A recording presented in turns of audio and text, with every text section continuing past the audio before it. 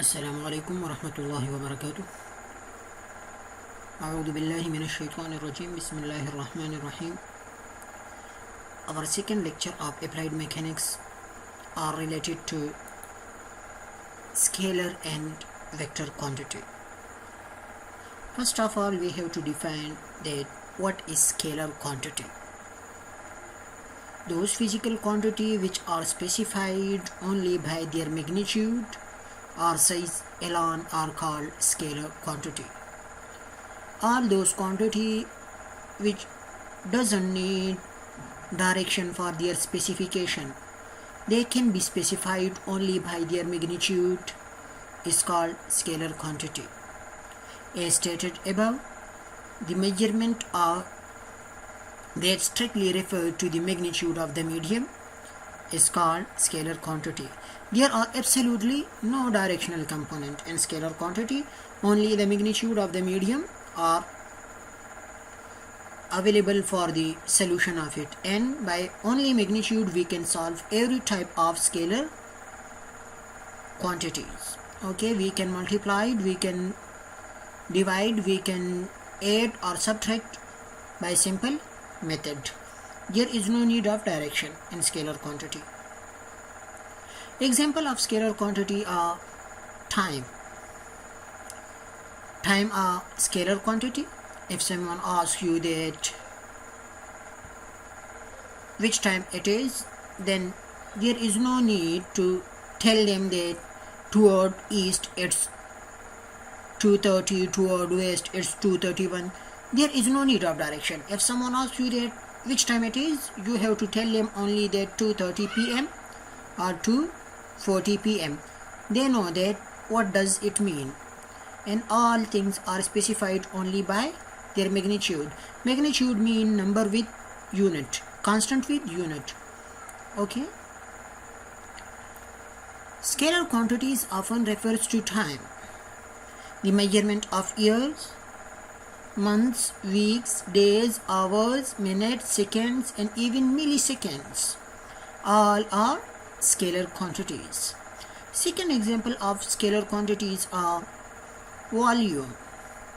Scalar quantity can refer to the volume of the medium, as and how much of the medium is present. Okay, volume is also a scalar quantity. There is no need of direction to specify the volume. Okay, everything from tons to ounce to grams, millimeters and micrograms are all scalar quantities. All these quantities which are measured on tons, ounce, grams, milliliters and micrograms are scalar quantities, as long as they are applied to the medium being measured and not the movement of the medium.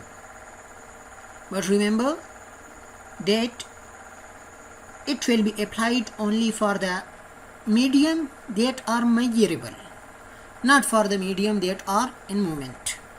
Okay, so third example of scalar quantities are speed and temperature. Two more commonly used scalar quantity in physical calculation are speed and temperature. If someone asks that how heat or cold are today, or how much temperature are today, or telecast or broadcast, then you have to tell them that it's 25 degrees Celsius, 30 degrees Celsius. So they are just know that what does you want to say. There is no need of direction. So temperature is also a scalar quantity, as long as they are not associated with directional movement, they remain scalar quantities. For instance, the measurement of speeds in miles, kilometers per hour are measured of the temperature of the medium.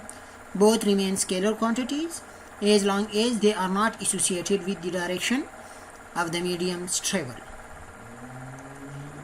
Speed is also a scalar quantity, because if someone tell you that 150 km per hour, so it shows that a body is moving with the velocity, with the speed of 150 km per hour, and it's clear there is no need of direction. That's why speed also belongs to scalar quantity.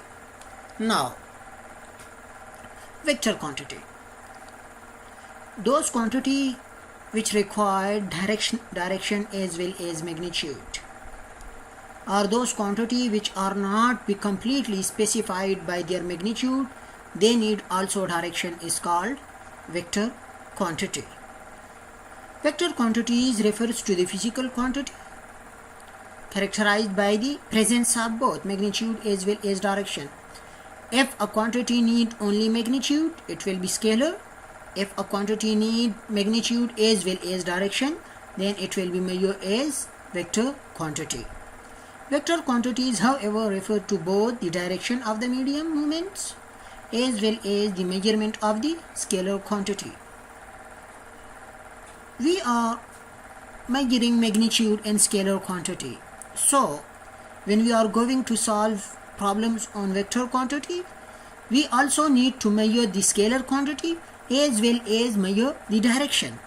Direction is increased in vector quantity.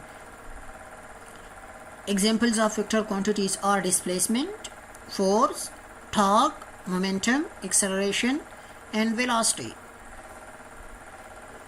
Velocity. The measurement of the rate at which an object changes its position is a vector quantity. How much change occur with respect to time at the speed or at the displacement of an object is called velocity. Regardless of how fast an object is going, there is no need of speed.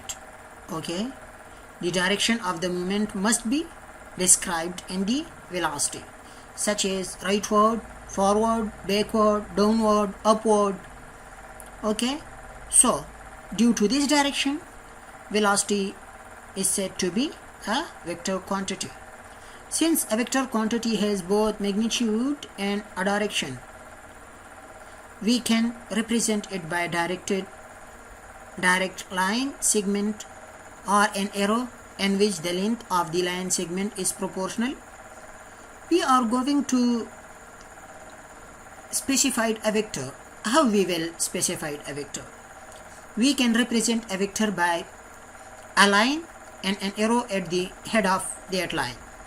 This arrow will show the direction of that vector, and this line will show the magnitude of vector. Okay, suppose these vectors are going toward this side, and the length of this line shows the magnitude of vector A. This vector, the arrow of this vector shows that these vectors are going toward upward, and this shows the magnitude. As long this line, it shows that the magnitude of the vectors are too large. Okay. Thus, in figure 1, the magnitude of vector A is equal to 2 times the magnitude of vector B.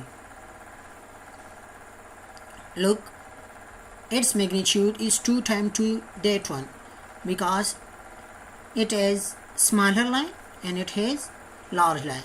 As this line increase, the magnitude of that vector is increase, and direction of A and B are differ by 90 degrees.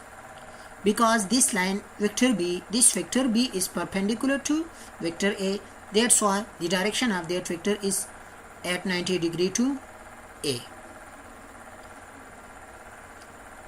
Note that we have written the vector A and B in bold-faced type to distinguish them from the scalar. It's very important to differentiate between scalar and vector. How we will differentiate that this quantity, suppose this A is used for a vector quantity or this A is used for scalar quantity. If we are using a name for vector quantity, we have to write it in boldface. Okay, or if you are not able to write it in boldface, or you are doing on handwriting, then it's difficult for us to write it in boldface, so we have to put an arrow on top of that vector like this. But in scalar quantity we write only in italic form. To represent scalar we are going to write it in italic form. Okay, vector should be represented by boldface letter or a letter which has arrow above, but scalar are represented only by simple letter with italic shape. Now the most important thing of vector topic is addition of vector. The addition of scalar quantities are simple, but addition of vector quantity is not as simple as scalar. Since vector are specified by giving only magnitude and a direction, we can relook at the vector A and B in figure A. If we goes to figure A, there are two vectors, one is A and other one is B, and we are going to relook at that A and B vector, provided we preserve their original orientation. The vectors are said to be invariant to translation. If we think that A and B are two successive displacement vectors that describe a person walking 4 units east and then 2 units north. Look, 4 units, its magnitude, east is the direction. 2 units, it's the magnitude, and north is the direction. It's not easy to add vector by simply. We have two vector A and B, but we are not able to add them directly that 2 and 4 became 6. No, it's not that way and that way. So we are going to draw a line which equal to the magnitude of A, and its direction show its head, the arrow shows the direction of A, and then we consider that these A and B are two successive displacement vector. Okay, then one is, we consider that A shows a person walking toward east, and then when it change its direction toward north, we are going to show that from B vector. It's clear that the resultant vector R will be equal to A plus B can be found by placing B such that its tail at the same point as the head of A. We call this rule head to tail rule. Okay, what will we do in head to tail rule? We will draw the first vector A, and from the head of vector A we will draw the vector B. Okay, and the resultant will be drawn from the tail of vector A, and its head will join the head of vector B. The sum of more than two vectors can be found by continuing to place the tail of succeeding vector at the head of preceding vector. This method is also used for more than two vectors. Suppose if we have 3 vectors, then the third vector, which name will be C, is start from the head of the B vector and its end. The resultant will end at the head of vector C. Okay, so don't be confused that if there are more than 2 vectors, what will we do? We have to follow this rule only. That from the first vector we draw the second vector. From the second vector head we start third vector. From the third vector head we start the fourth vector. At the end the resultant will be drawn from the tail of first vector to the head of last vector. Okay. Suppose we have 3 vectors. One vector is vector A, other vector is vector B, and third vector is vector C. How we will draw the resultant? Simple. We will draw resultant from the tail of vector A start, and it will join the head of vector C. Look here, it is the resultant of that vector which are shown by D. Draw the vector sum A plus B in figure A4. Look, it's figure A4. We are going to draw vector A and B. The resultant is shown in figure A5. Look, here is A5. The resultant is shown in figure A5. Look, it is the resultant. Start from the tail and end with the head. So it is the resultant. Thus, the resultant shown in figure A6. Now, clear from figure A6, D is equal to A plus B plus C, which is equal to A plus B into C. Look, A plus B, it is the resultant of A and B. Okay. If we are going to draw this rectangle, then AB is one vector, A plus B, C is the other vector, and this D is the resultant. So it will be equal to, D is the resultant and it will be equal to A plus B. A plus B are the resultant of A and B vector, and it's play a role as a vertex in the A plus B plus C vector. So we will call this collectively as a unit vector, A plus B, its name, and then C. Similarly here, if we are going to draw the triangle, B plus C is one vector. Okay, B plus C is one vector, and then A is other vector, vector A. From the head of vector A, B plus C vector is gone. Start. Okay. Then from the tail of vector A, D vector came and it end with the head of vector B plus C. So D is equal to A plus B into C. Now, how we will subtract vector?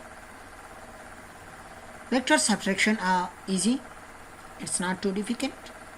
We will only show the opposite direction. Suppose if you are going to draw the subtraction vector of A, so we will change only the direction of that, like this. It's vector A. If we are going to change the direction to minus A, it became negative vector. Two vectors A and B is shown in figure A7. The vector minus A is a vector with the same magnitude as A but in the opposite direction, and that is called subtraction of vector. Draw minus A in figure A7. The resultant shown in figure A8. Look, draw the resultant vector R, which is equal to A plus B. One vector is A, other vector is B. We are going to draw the resultant of it. Okay, then we are going to draw a negative vector of it at the other side. Look, its direction is toward this side and its direction is opposite to that, minus A. The resultant of both vectors are similar. Got it? If we just move this A toward this side from equal, okay, so its sign will change to negative, or minus A will be equal to B. That's all for today. If you have any question, you can ask me in group, and also you can contact me on personal number. Take care of yourself. Assalamu alaikum.